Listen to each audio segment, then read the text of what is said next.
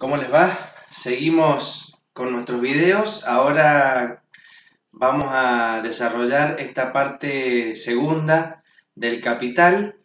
Habíamos quedado en el video anterior en el tema de la plusvalía, nada más y nada menos, uno de los grandes temas del capital. Habíamos estado explicando cómo llegábamos a ese razonamiento que hace Marx respecto del trabajo como una mercancía que tiene un valor como toda mercancía y que en principio el problema es que esa mercancía, que es el trabajo humano, en este caso del obrero, obviamente no se le paga el valor que realmente posee, porque produce más de lo que se paga, ¿sí? Entonces, ¿cómo podemos definir la plusvalía? Y lo hace Raymond Aron de forma expresa.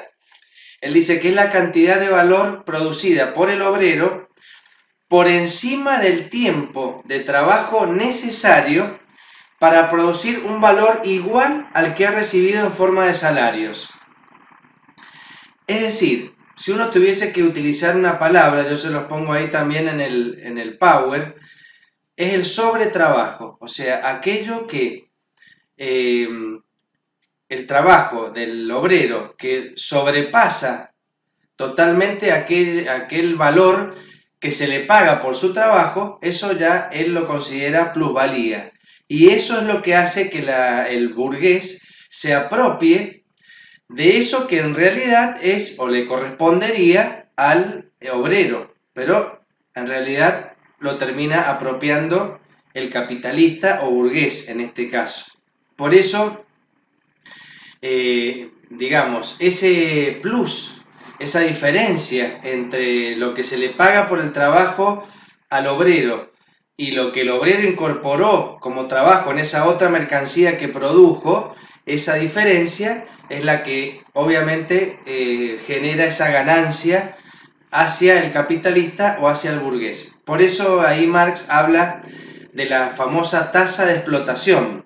En esa tasa de explotación es la relación que existe entre la plusvalía y el capital variable. Él va a hablar, algo vamos a decir enseguida, de capital constante y capital variable. El capital variable es el que se compone de lo que es el pago del salario. Entonces, esa relación entre la plusvalía y el capital variable es lo que hace que aumente la tasa de explotación o disminuya, según los casos. ¿Cuándo va a aumentar esa tasa de explotación o de qué manera? Bueno, hay dos grandes formas para que esto suceda. Una es, obviamente, aumentando las horas de trabajo. Es decir, que el obrero, a lo mejor para producir lo que se le paga, debería trabajar, por decir un ejemplo, 6 horas, pero trabajaba 14. Entonces, todo ese excedente de horas que trabaja no se las pagan al obrero y se las apropia, ese valor excedente se lo apropia, digamos, el capitalista o burgués. Entonces, por un lado, que es la forma más común que existía en la época en que Marx escribió esto, ¿sí? La otra, que se empezó a presentar por el desarrollo del maquinismo y la utilización de las máquinas en las fábricas, en el aumento de la productividad, es decir, que con menos tiempo se lograba producir lo mismo o más, y entonces se necesitaban menos obreros. Esta es la otra forma que dice Marx, que también se puede, diríamos, desarrollar o aumentar la tasa de explotación, que sería justamente reducir todo lo posible el trabajo necesario, reemplazando todo lo que haga falta con máquinas. Son como dos caminos diferentes. Inclusive, él da esta conclusión: hay una mercancía que tiene la particularidad de que, digamos, no se paga su valor porque produce mucho más que su propio valor. Y esa mercancía es el trabajo, dice Marx, que es la única mercancía que puede ofrecer el obrero. No solo la puede ofrecer, la debe ofrecer, porque Marx dice que esa relación entre el capitalista y el proletario es una relación, como dijimos, necesaria, tanto para ellos como para los proletarios. Y esto genera una conciencia de clase de pertenencia a esa clase social y finalmente debería llevar también al planteo de una revolución. Es más, Marx hace esta comparación. Él hablaba de plusvalía absoluta, que era justamente la que consistía en el aumento de las horas de trabajo, que era como más evidente la explotación, y por eso a esa plusvalía absoluta, él decía que se producía lo que se llamaba subsunción formal, que es cuando justamente el obrero, si bien está bajo la dependencia, diríamos, aunque como dice Marx, en el caso del capitalismo no había una dependencia jurídica, como había en la esclavitud o como había en el feudalismo. Es una dependencia económica, directa, de explotación, ¿sí? Pero bueno, en el caso de la plusvalía absoluta, que sería justamente esta que se produce cuando el obrero, para cobrar lo que se le paga, debería trabajar 6 horas y en vez trabaja 14, de las cuales esas 8 restantes, para llegar a las 14, no se las están pagando, se las está quedando el burgués. Eso lleva a lo que él llamaba esta subsunción formal, que es cuando el obrero es consciente, hay una conciencia de clase mucho mayor y de la explotación a la que es sometido el proletariado, ¿sí? Porque es mucho más fácil verlo cuando hay mayor cantidad de horas de trabajo que son exigidas a los proletarios. Pero también existía la plusvalía relativa, que él la relaciona con el tema del capital constante, o sea, el aumento del capital constante, o sea, de las máquinas. Por lo tanto, eso hace que disminuya la cantidad de horas que le son exigidas a los trabajadores.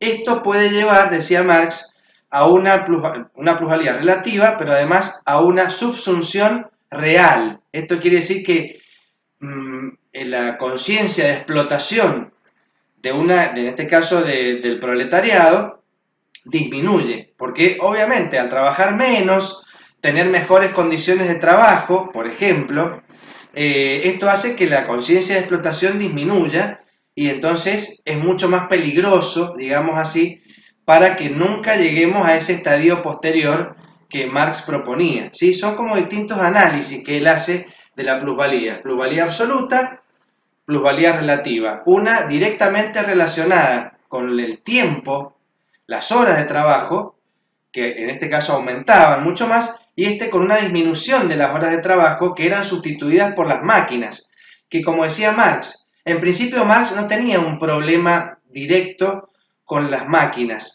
como otras corrientes de pensamiento, por ejemplo el llamado ludismo, que proponía directamente la destrucción de las máquinas.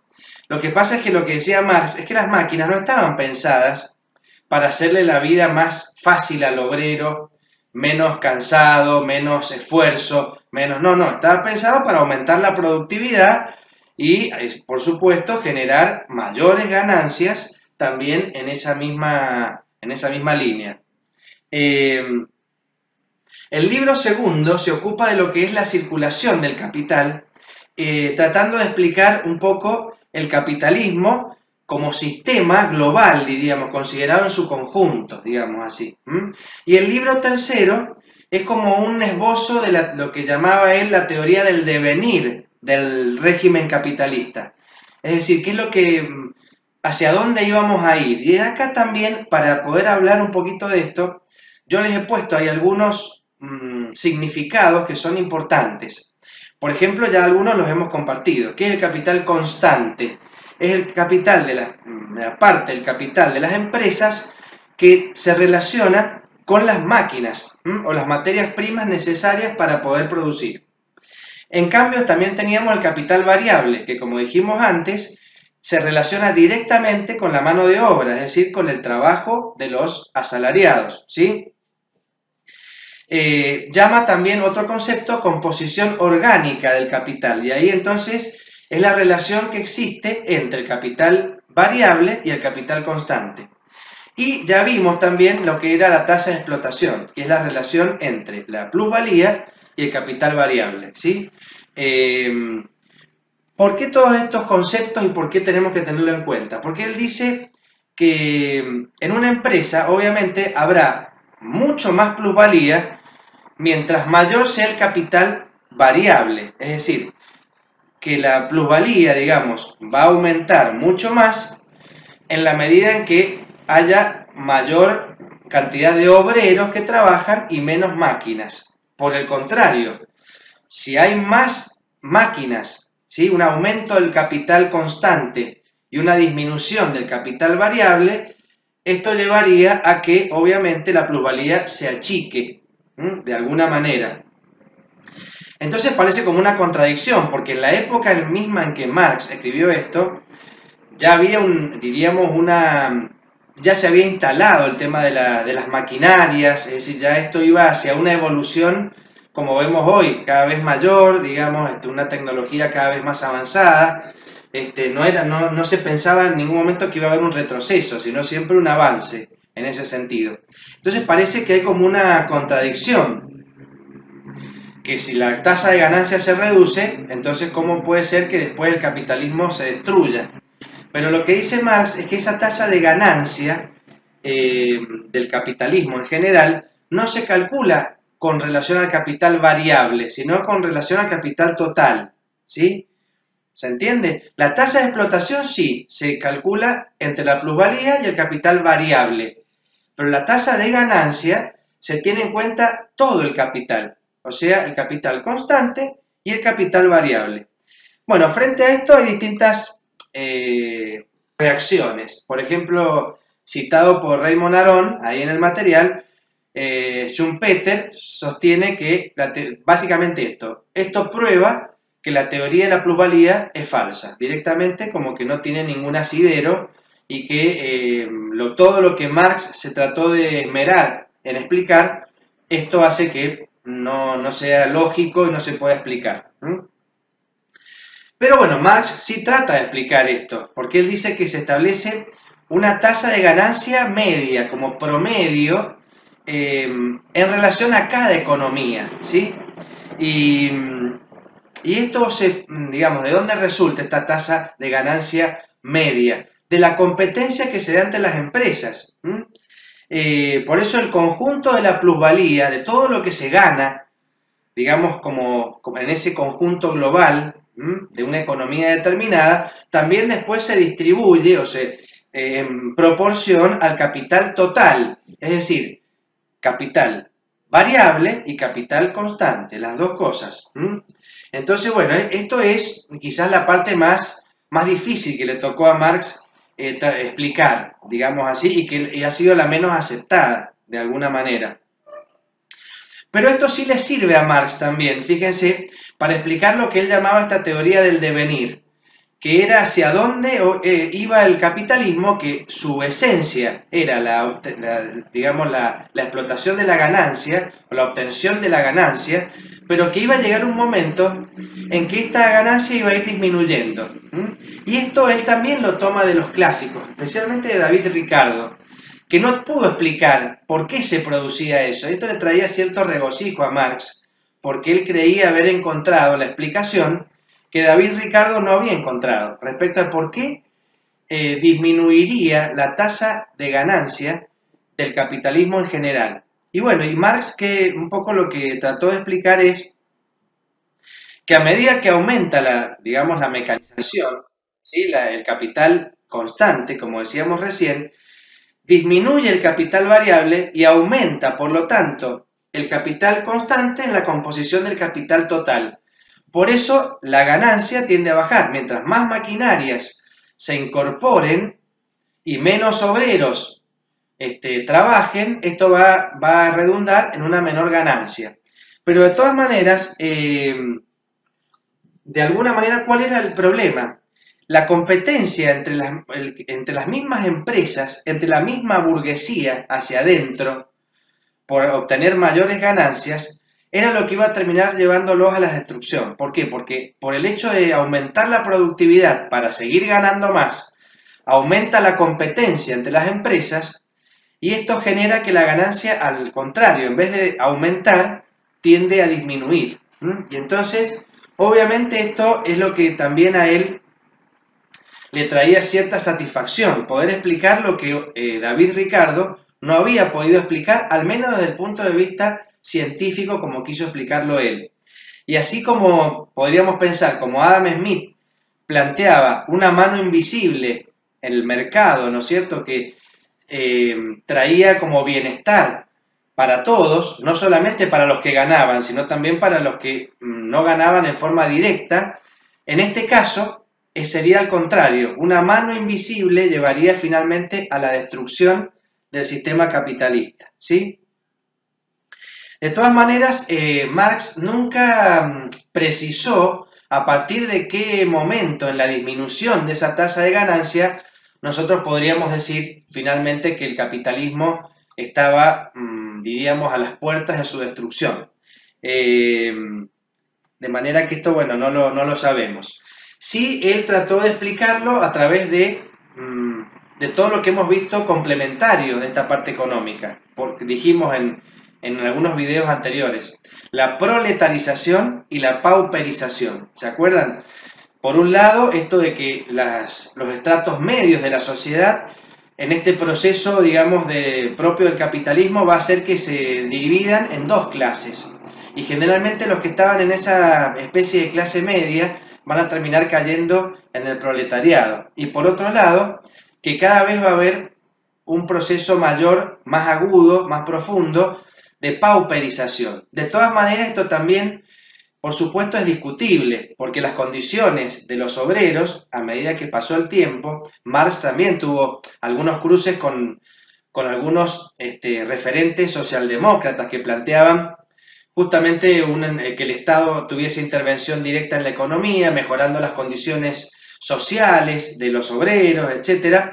Bueno, obviamente lo que vino después fue un bienestar mayor de la clase obrera, con el reconocimiento de leyes sociales, etcétera, etcétera. Bueno, y esto es lo que Marx hubiese planteado, que yo les decía antes, como subsunción real. Es decir, cuando ya perdemos esa conciencia de explotación y de clase, y entonces nunca se va a producir la revolución que era necesario hacer para que ese sistema se destruya y podamos volver a una etapa, dar un salto cualitativo, a una etapa similar a la que existió al origen de la humanidad, que es justamente esto que él planteaba, que todos puedan aportar según su capacidad y reciban según su necesidad, que todos tengan lo necesario en una propiedad, diríamos así, que eso sí lo planteó, sobre todo en una de sus obras, La crítica del programa de Gotha, que ahí es donde él, cuando se habla del devenir y se habla de la revolución, él dice la revolución no es una revolución, y con esto voy terminando, no es una revolución, digamos así, drástica de un día para el otro, es una revolución continua que va a llevar tiempo. Por supuesto que va a haber estallidos revolucionarios. Él ponía como ejemplo la Comuna de París de 1871, que fue para él la experiencia justamente de ejemplo que él ponía de gobierno de los obreros, ¿sí? Pero en esa va a venir ese periodo intermedio que él llamó dictadura del proletariado, dictadura refiriéndose al concepto original de dictadura, como lo llamaban los romanos, esta magistratura excepcional que duraba durante 6 meses con poderes especiales, dados por ejemplo por el Senado, para que ese dictador estableciera un cierto orden, no la dictadura, digamos, moderna como la entendemos nosotros hoy. Ese concepto de dictadura del proletariado era necesario para, por supuesto, disolver ese régimen anterior, las bases de ese régimen anterior, que era el capitalismo, para asegurar de esta manera llegar finalmente al comunismo, donde el Estado, digamos, tendía a desaparecer o no iba a ser necesario, porque recuerden que para él el Estado es parte del modelo justamente burgués y es un instrumento en manos de la clase burguesa para oprimir y mantener esos privilegios que tienen durante esta etapa, ¿sí? Pero bueno, también creo que como conclusión final, creo que uno puede estar a favor o en contra de Marx, por supuesto, puede opinar distinto, puede contradecirlo, puede refutarlo, pero creo que que es esencial que podamos analizarlo, que podamos tenerlo en cuenta, porque ha sido una de las grandes mentes del siglo XIX. Evidentemente su aporte ha sido fundamental en muchas disciplinas, como vimos, y en la sociología, como sabemos, si bien algunos le atribuyen también ser uno de los fundadores de la sociología, cosa que él no buscó directamente, a través de sus obras, evidentemente, logra hacer un análisis sociológico muy agudo, muy interesante, como también en lo económico, en lo político, en todos los ámbitos. Así que bueno, espero que se haya entendido. Cualquier consulta siempre vamos a estar a disposición y ahora sí, ya la semana próxima tendremos el parcial, que espero que a todos les vaya más que bien. Bueno, un gusto, cuídense mucho y quédense en casa, como dicen todos ahora, eh, para que podamos salir pronto de esta situación. Un saludo, adiós.